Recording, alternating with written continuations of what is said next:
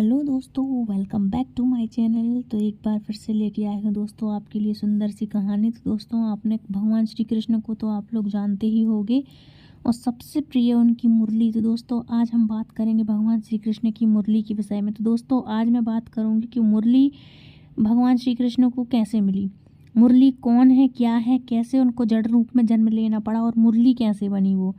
तो दोस्तों चलिए आज मैं बात करती हूँ। तो दोस्तों मुरली के मधुर स्वरों ने गोपियों के हृदयों में प्रेम का अथाह तरंगों का सृजन करके उनमें लोक उल्लास भर दिया था। वे उस मुरली के माध्यम से श्री कृष्ण के ध्यान में खो जाती। जब भगवान श्री कृष्ण मुरली शब्द ब्रह्मा का प्रतीक उनको स्वर संगीत सुनाते। दोस्तों मुरली शब्द ब्रह्मा का प्रतीक थी। मुरली वास्तव में पूर्व काल में ब्रह्मा जी की मानस पुत्री सरस्वती जी थी, किंतु संयोगवश ब्रह्मा जी के श्राप के कारण जड़ होने से उन्हें पूर्व जन्म में जड़ होने से उन्होंने 1000 वर्ष तक प्रभु की प्राप्ति के लिए उन्होंने तप किया। प्रभु प्रसन्न होकर कृष्ण अवतार में अपनी सहचरी बनने का वरदान देते हैं। भगवान श्री कृष्ण किसको देते हैं? सरस्वती जी को। तब उन्होंने ब्रह्मा जी के श्राप को याद करके प्रभु से कहा, सरस्वती माता ने जो कि मुरली थी, उन्होंने कहा मुझे तो जड़ बांस बनने के रूप में जन्म लेने का श्राप मिला है प्रभु। तो यह भगवान ने सुनकर प्रभु ने कहा, निसंदेह तुम्हें चाहे जड़ रूप में जन्म मिले या फिर मैं तुम्हें अपनाऊं, बात एक ही है, मैं तुम्हारे लिए अपनाऊंगा। तुम में ऐसी प्राण शक्ति भर दूंगा कि तुम एक विलक्षण चेतना का अनुभव करोगी और अपनी जड़ों को चैतन्य बनाए रखोगी।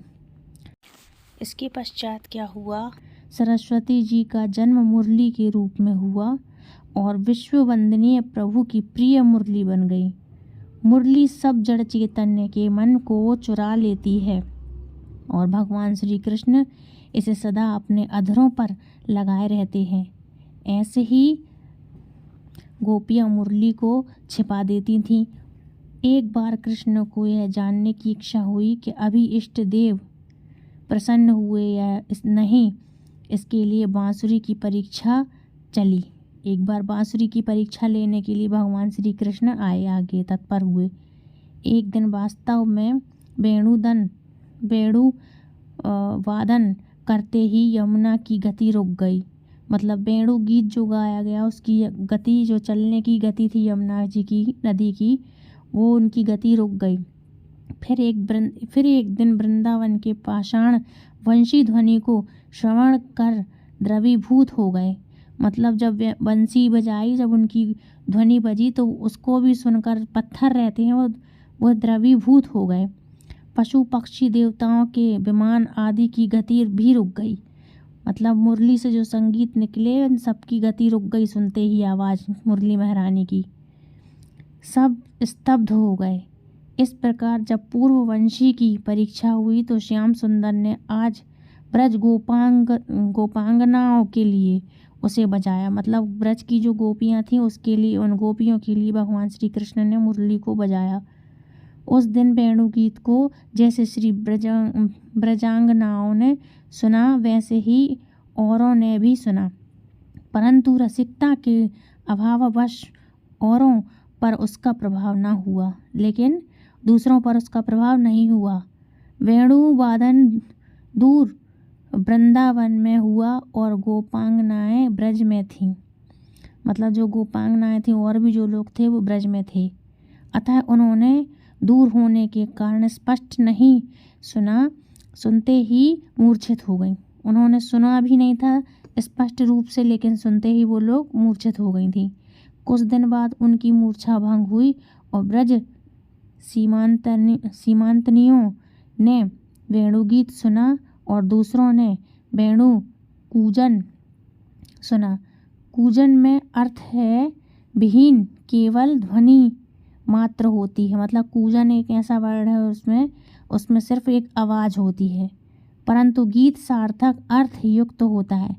जिन ब्रज देवियों ने वेणुगीत सुना उनके अंतकरण में किशोर श्याम सुंदर का सुंदर स्वरूप अभिव्यक्त हुआ। ब्रह्मा, रुद्र, इंद्र आदि ने भी वेणु कूजन सुना। सभी एक विशेष भाव से मुग्ध तो हुए। किसी की समाधि भंग हुई, परंतु किसी को उसका सात्विक रहस्य निश्चित रूपेण ज्ञात न हो सका। चतुर्दश भुवनों में बंसी का स्वर गूंज उठा। तो दोस्तों, मानने में ये भी आता है दूसरे अनेक पुराणों में कि बंसी महारानी कौन थी। तो ये भी कहा जाता है कि बंसी महारानी थी जो जिन्होंने जन्म लिया था बंसी के रूप में, वो भगवान शंकर भी थे, जो शंकर भगवान बंसी के रूप में बन के जन्म लेके आए थे। और इसमें ये बोला जाता है कि बंसी महारानी मुरली बनी तो ब्रह्मा जी के श्राप के द्वारा उनकी मानस पुत्री थी, वो बनी थी। तो आपके लिए आज की जानकारी अच्छी लगी होगी शायद, और यदि अच्छी लगी है तो प्लीज़ लाइक शेयर कमेंट करें। चैनल सब्सक्राइब करना बिल्कुल ना भूलें। आने वाली और सबसे पहले आप तक नोटिफिकेशन पहुंचे, इसलिए आप मेरे चैनल को सब्सक्राइब कर लें, वो भी बिल्कुल फ्री है। और ये वीडियो दूसरों तक भी शेयर करें ताकि दूसरों तक भी ये जानकारी मिले कि भाई मुरली महारानी थी कौन। कहने में ये भी आता है, सुनने में काफ़ी भागवत में, कि मुरली शंकर भगवान हैं जो भगवान श्री कृष्ण के अधरों पर विराजमान रहते हैं। तो यहाँ ये आता है कि सरस्वती जी की इनकी जो पुत्री है, मानस पुत्री हैं ब्रह्मा जी की, ये है मुरली का अवतार। तो आई होप आपको आज की जानकारी अच्छी लगी हो। तो दोस्तों, अच्छी लगी हो तो लाइक शेयर कमेंट करें, चैनल सब्सक्राइब कर लें ताकि आने वाली नोटिफिकेशन सबसे पहले आप तक पहुँचे। मिलती हूँ नेक्स्ट वीडियो में। राधे राधे, हरे कृष्णा।